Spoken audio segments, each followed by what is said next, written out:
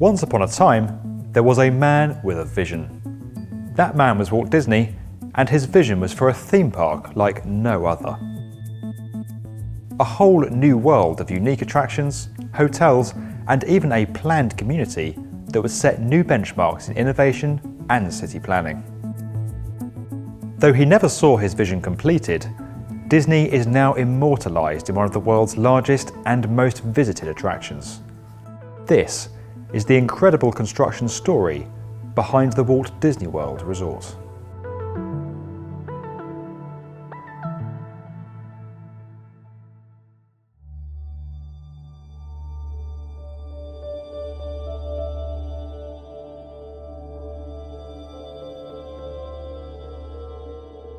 In 1959, following the success of their first theme park, which opened in California in 1955, Walt Disney Productions began planning the development of a second resort in the United States. With 75% of the US population at that time living east of the Mississippi River, a location on the East Coast was explored. The new project was personally conceived and led by Walt Disney. He disliked the numerous businesses that had sprung up around his California park and the lack of control he had over developments in close proximity to the resort. With the second destination, he set out to control a much larger area of land. Walt Disney flew over a potential site near Bay Lake in Orlando, Florida, one of many locations he was reviewing, in November 1963. The site was attractive for its proximity to Orlando International Airport, then McCoy Air Force Base, and the well-developed road network which was set to be strengthened further with the construction of Florida's Turnpike and Interstate 4. To avoid unwanted attention and press speculation, the early development of Disney's second park took place in complete secrecy, with even the notion that a second park was being considered being kept under wraps. With the Orlando site selected, Walt Disney Productions began quietly acquiring the land for their second resort. In the early 1960s, many owners were only too happy to let go of the land, which was mostly swamp at the time. The land acquisitions took place as distinctly separate transactions through a number of proxy companies. Some of these company names, such as the Reedy Creek Ranch Corporation, are now cast into a window above Main Street, USA in the Magic Kingdom Park. The agents brokering these deals were unaware who their ultimate client was, and in some instances, areas of swampland were acquired for as little as $100 an acre. Knowing that recording of the first deeds would ignite intense public scrutiny, Disney delayed the filing of paperwork until a large enough portion of land was under contract and the property companies could be amalgamated under the Disney brand.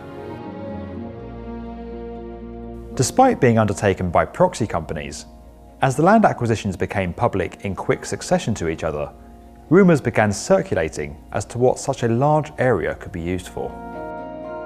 Newspapers at the time speculated that Henry Ford, the Rockefellers, or even NASA were behind the purchases. Walt Disney Productions gently stoked these rumours through intermediaries and even announced a $50 million investment in their California park to throw people off the scent. In October 1965, Walt Disney was asked about the land purchases directly in an interview with the Orlando Sentinel. While Disney denied the claim, his momentary look of shock when the question was first put to him led to the Sentinel publishing a theory that Disney were planning a major new park in Florida. With the story breaking, Walt Disney and then Florida Governor Hayden Burns formally announced what was then described as the Florida Project in November 1965. Unfortunately, just over a year after announcing the development, Walt Disney passed away from lung cancer. Roy Disney, Walt's brother and business partner, delayed his retirement to oversee the first phase of his brother's vision.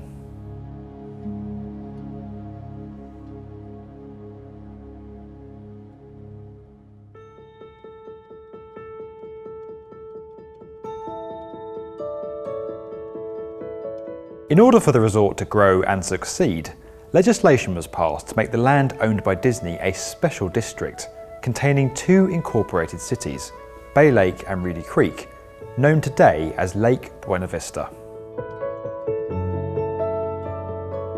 This status gave Disney a degree of immunity from county and state land use laws. It also allowed for the issuing of tax-free bonds to fund public projects within the district.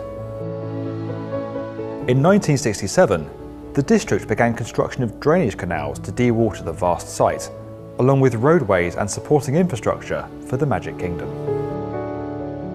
By 1971, that theme park, together with the first section of the resort's monorail, numerous golf courses and hotels were completed, including the Contemporary Resort, Polynesian Village, and the Fort Wilderness campsite. When the resort opened to the public on the 1st of October 1971, Roy Disney dedicated it to his brother, announcing that it would be officially known as Walt Disney World, to ensure that the man who started it all would be remembered. Sadly, Roy Disney himself passed away just 3 months after the park opened.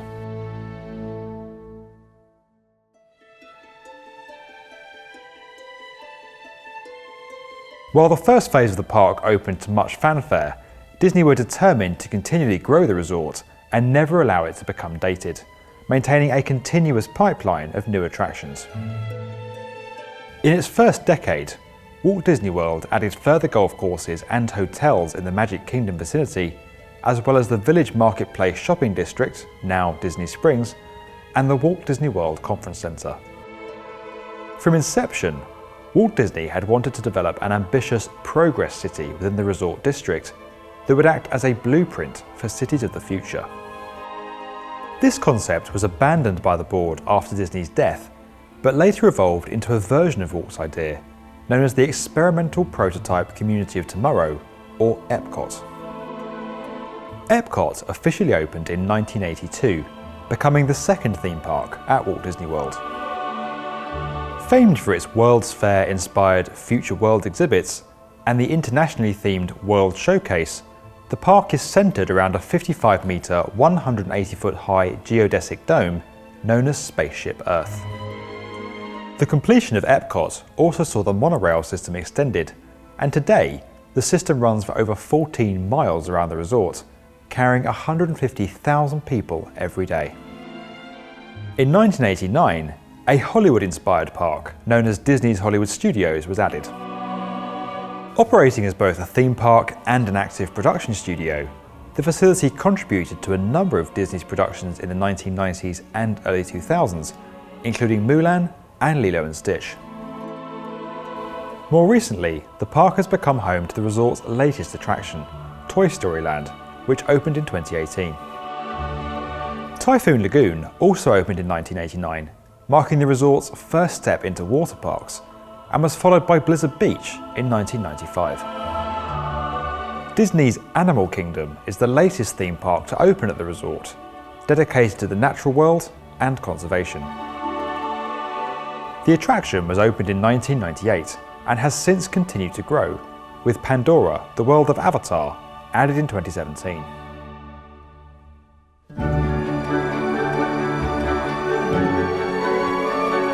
Today, Walt Disney World extends over a 43 square mile, 110 square kilometre area. It features 30 themed hotels and has over 74,000 staff, making it one of the largest employers in the United States. With more than 50 million visitors annually since 2013, the resort's growth shows no signs of slowing down, and even more attractions are currently under development. Disney's acquisition of Marvel in 2009 and Lucasfilm in 2012 has given rise to Star Wars Galaxy's Edge, currently under construction and due to open in Disney's Hollywood Studios in 2019, and a Guardians of the Galaxy attraction, due to open at Epcot by 2021. The Fox-Disney merger currently in the pipeline is also likely to generate new resorts in the years ahead. Over the past 60 years, this remarkable project has seen an area of swampland become one of the world's most visited destinations. A powerful tribute to its founder Walt Disney and a symbol of what can be possible if you keep on believing. If you enjoyed this video and would like to get more from the definitive video channel for construction, subscribe to the B1M.